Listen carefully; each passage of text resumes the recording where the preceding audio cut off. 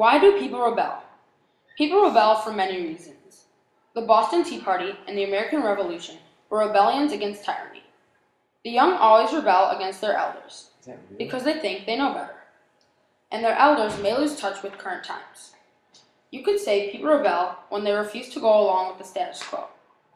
New ideas are frequently labeled as rebellious. People also rebel to get independence so they can learn new things. The Virginia House of Burgesses were some of the first rebels against the English monarchy, way before the Revolutionary War was ever imagined. The House of Burgesses was some of the first democratically elected legislative body in the colonies. The first meeting was held in 1619 in Jamestown. Landowners elected representatives at first to help set tobacco prices. Later, the House of Burgesses met at least once a year with their English royal governor to establish their laws and taxation. Slowly, as the years passed, and second, third, and fourth generations of colonists were born in the New World, those representatives of the House of Burgesses, such as George Washington and Thomas Jefferson, saw less and less reasons why they should keep their alliance with England. Another representative of the House of Burgesses, Patrick Henry, in 1765, introduced multiple resolutions against the Stamp Acts England placed on the colonies. The colonists opposed taxation without representation. The New World had over 150 years of practicing a form of democracy. The House of Burgesses ultimately helped push the colonies to revolt against England and the monarchy in favor of a self-run democratic country. In 1775, in the Virginia House of Burgesses, Patrick Henry dramatically said, "Give me liberty or give me death," and with that, the American Revolution was on its way. Peter Zenger was a German-American printer, publisher, editor, and journalist in the New York Weekly Journal. Zenger was accused of putting false information about the government in his paper. Zenger kept denying the printing pieces. Peter then went to court on trial because of what he did on the newspaper. Zenger's wife, Anna, kept the trial going.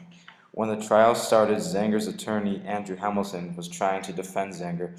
He admitted that Peter printed charges and tried to prove them false. After 10 minutes, the jury came back with the verdict of not guilty, thanks to Andrew Hamilton.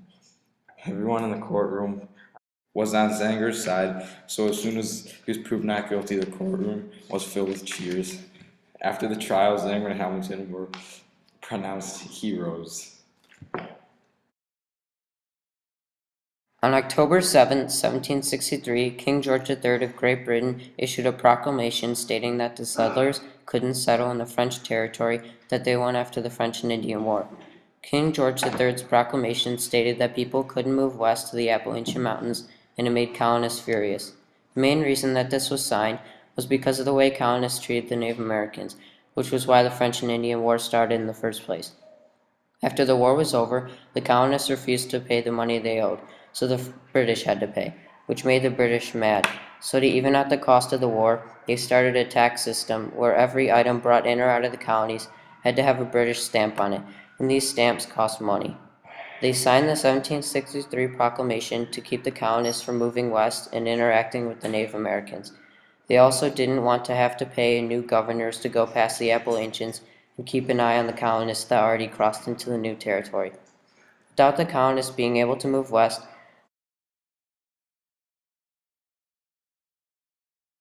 Before the Boston Massacre, British troops were in the Massachusetts Bay Colony to stop protests against the Townshend Acts. But there was tension from the start between colonists and British troops. They would brawl in the streets and in bars, creating more mistrust between the two groups. The colonists viewed the British soldiers as possible dictators, competitors for jobs, and a threat to social values. On March 5, 1770, a mob of protesters went in front of the customs office in Boston, Massachusetts, throwing things and giving insults to the British soldiers. In result of the actions from the protesters, the soldiers shot into the crowd, creating pandemonium. In all, the soldiers killed 3, mortally wounded 2, and wounded 6. But after the massacre, Governor Hutchinson arrested the soldiers and promised they'll be put on trial just to please the people. Out of the 9 people in total tried, only 2 were found guilty. The others were just branded by the hand and set free. A little while after the massacre, a man by the name of Paul Revere, who was a member of the Sons of Liberty, created a picture of the massacre and called it the Bloody Massacre. The picture showed a line of British troops appearing to fire at innocent colonists. This picture turned into propaganda and was mass-produced thousands of. The Battle of Lexington and Concord was the first major battle in the American War for Independence. Therefore, it had a great deal of importance. The commander of the British soldiers was Lord Percy. Lord Percy's plan was to first kill rebellion leaders John Hancock and John Adams, who both lived in Lexington, and to seize ammunition from an armory in Concord. This battle was also where Longfellow famously wrote about Paul Revere's ride, in which he alerted all the Minutemen that the Redcoats were coming. The Minutemen were members of the colonial militia who could be ready at a minute's notice. The 70 Minutemen and the 240 British Redcoats faced off. They met in the town square and stared at each other, waiting to see who would be the one to officially start the war. Then came the infamous shot heard around the world. To this day, we don't know who fired the first shot. Regardless, the Minutemen were defeated and had to retreat to Concord. But the Minutemen met up with militia reinforcements in Concord and forced the British back to Boston. But on the way back to Boston, they were fired at by militiamen from behind fences and trees.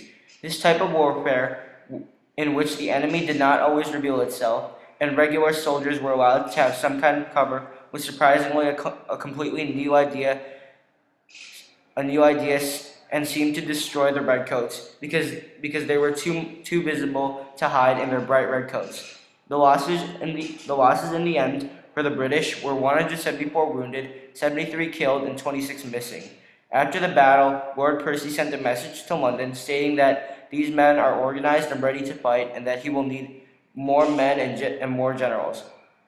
All in all, if the British had succeeded in taking Concord and the armory that was there, the war would have been over before it ever began.